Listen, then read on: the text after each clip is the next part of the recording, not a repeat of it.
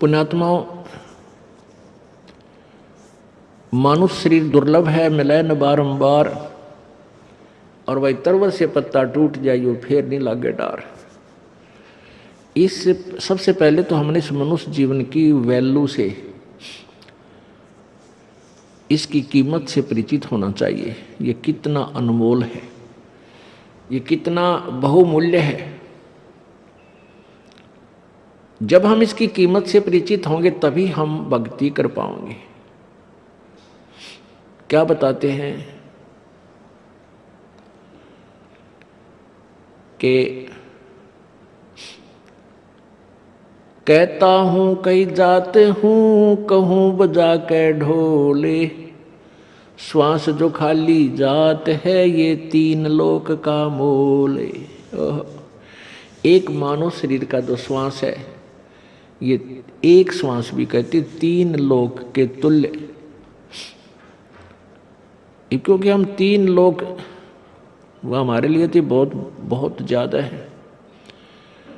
इसलिए परमात्मा ने हमें समझाने के लिए उदाहरण दिया है ये, कि जैसे एक गांव का सरपंच बन जाता है, उसको सैकड़ों हजारों आदमी सरपंच साहब राम राम, सरपंच साहब नमस्ते, इतनी प्रभुता हो जाती है उस व्यक्ति की, और वो फूला नहीं समाता।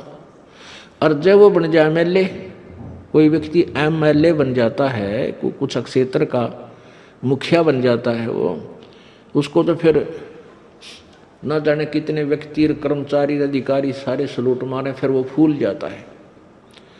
और एक बन जाए मुख्यमंत्री एक प्रांत का, फिर तो कहना है कि वो तो धरती पर पाए ना टेके।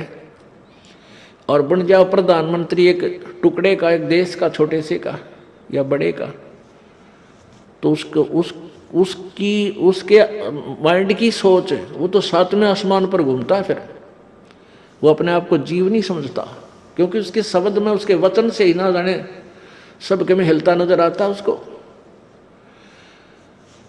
तो परमात्मा कहते हैं अगर पृथ्वी का एक राजा हो तो वो उसकी कितनी प्रभुता होगी, उसके दिमाग में क्या सोच होगी, और उसकी कितनी वो अपनी वैल्यू समझता है।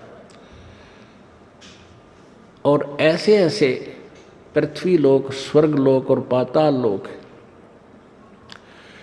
इन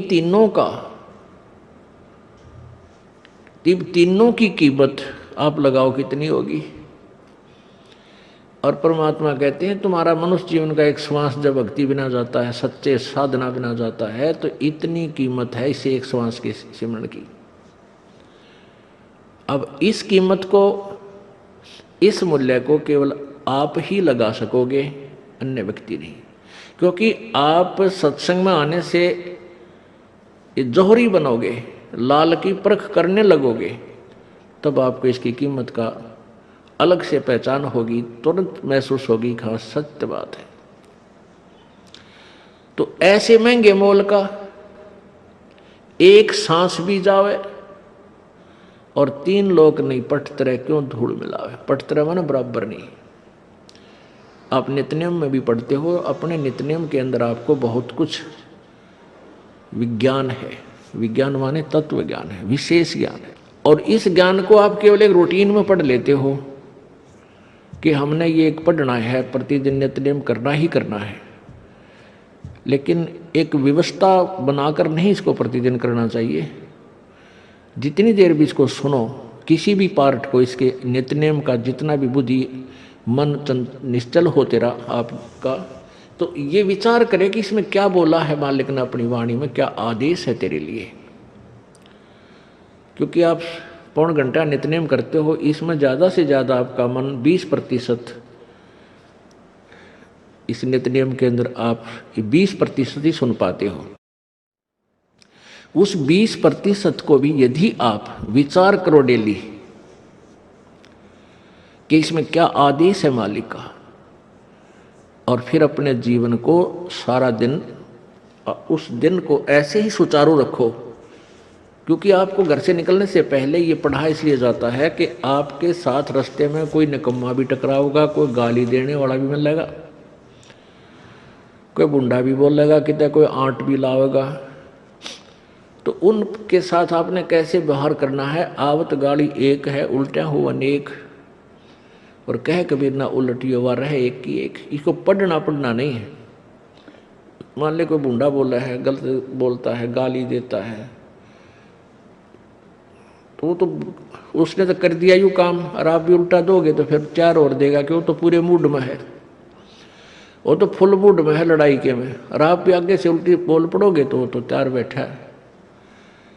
जब बरसात क्या उनका मुकदमा रोज कर लेते जन्म के।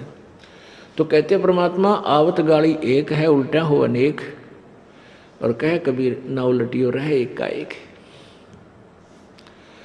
और देख आगे कितनी प्यारी बात कही है, गाली ही से उपजे कलह कष्ट और मौत, मृत्यु तक तो पहुंच जाती है एक छोटी सी गाली। गाली ही से उपजे कलह कष्ट और मीच, हार चले सो संत है लाग मरे सो नीच। हम भगत भी हैं और दूसरा में बुंडा अच्छा बोल रहा है और उसने मान लिया किसी किस कह दिया, हमने उसका 2 दड़ाक धर दिए, उल्टे भी बोल दिए, फिर वो मारण पर उतारू हो गए, फिर हमने उठोक दिया। हो सकता है आप उसे तगड़े भी हो और अच्छा भी संवार दो, फिर आप में और उसमें कसर के रहेगी। आप तगड़े भी हो और आपसे हल्का आदमी भी आपने बूढ़ा अच्छा बोला है, उसने बालक समझ के अनजान है, उससे बचो। तो इन नित्य नियम करने का डेली हमें जो पाठ करते हैं, इससे ज्ञान यज्ञ तो होता ही है। ज्ञान यज्ञ के साथ हमने समाधान भी इसका साथ पैरेलल करना पड़ेगा, तभी इसके पढ़ने का लाभ है। एक लाभ तो हो गया ज्ञान यज्ञ का, और उसके ऊपर अमल हमने किया नहीं, उसका काम फिर सारा बिगड़ गया। तो कहते हैं ये बातें कहन सुन के नहीं भाई, ये कर पाड़न की है।